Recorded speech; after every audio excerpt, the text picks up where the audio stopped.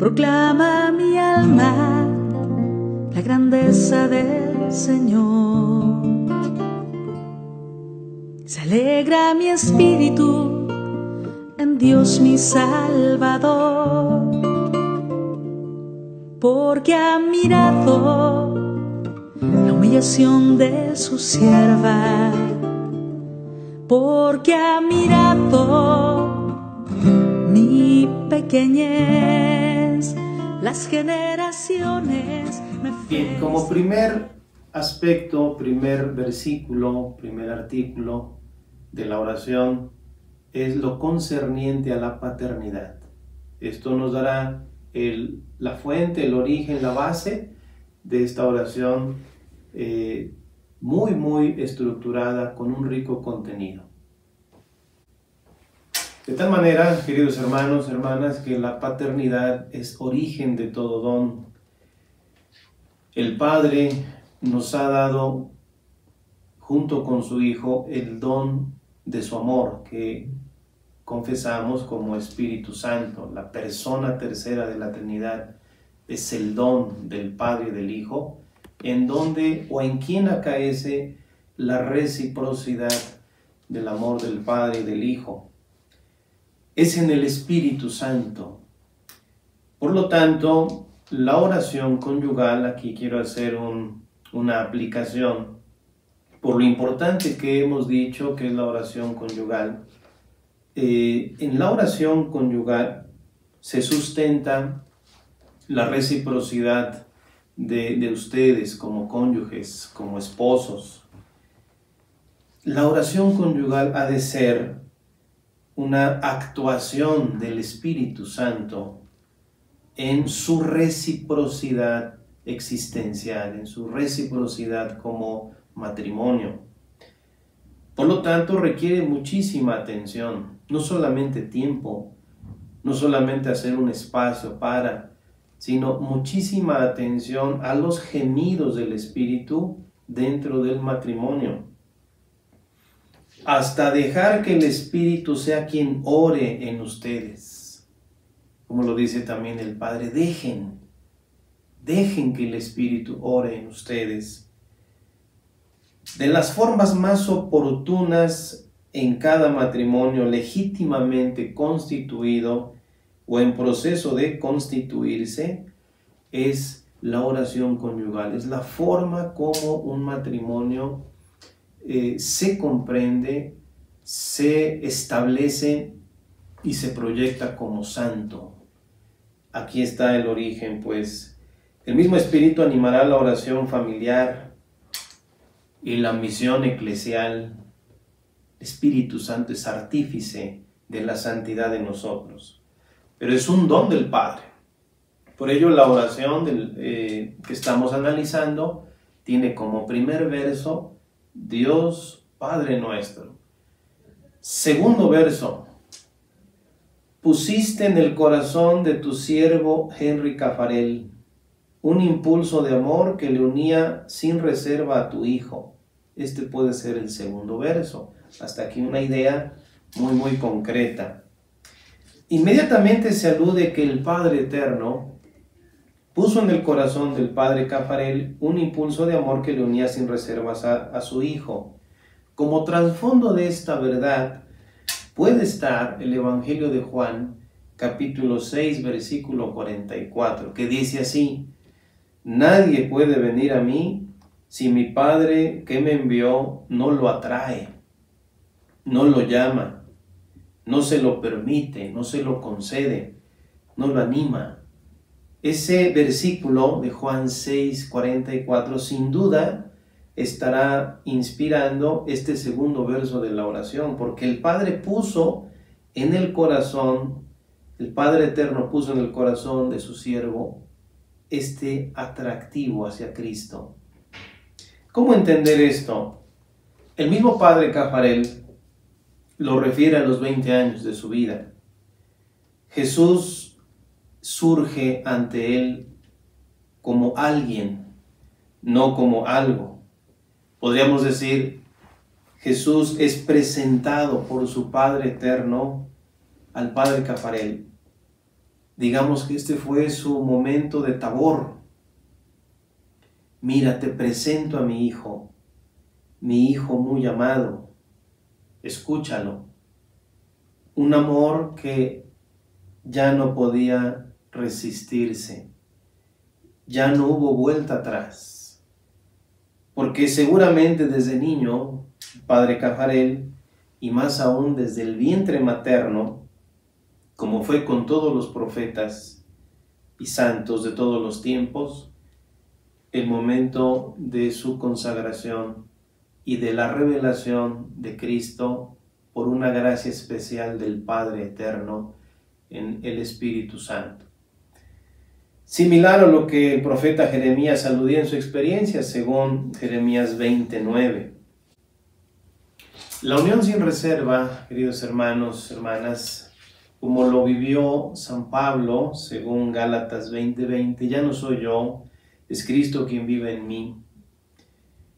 Es lo que refiere esta oración.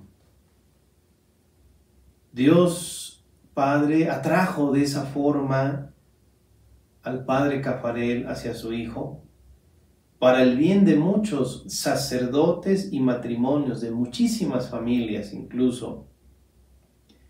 El recurso más fuerte de Jesús, el recurso más importante para continuar su obra, su edificación, para hacer crecer su reino, justamente son estos dos sacramentos, en clave de misión. Esta unión sin reservas, así la podemos entender como lo que el Señor hizo en Él y a través de Él quiso hacer para la Iglesia y quiere hacer para la Iglesia. Esta unidad o esta unión sin reservas es la unidad en la que el alma del padre Caffarel fue vaciada de todo. Sin reserva es uno de los aspectos claves de la mística cristiana o del misterio de una auténtica conversión. Todo lo que consideraba terrenalmente un apoyo, una seguridad, un bienestar, fueron puestos entre paréntesis en el padre Caffarel para que Jesús ahora fuera el fundamento de todo, de su pensar, su sentir y su obrar. Pero para que eso suceda es necesario primero experimentar el vaciamiento. Esta unidad sin reservas es un indicativo de lo que el padre Caffarel vive al conocer a Jesús, y todo lo anterior fue superado.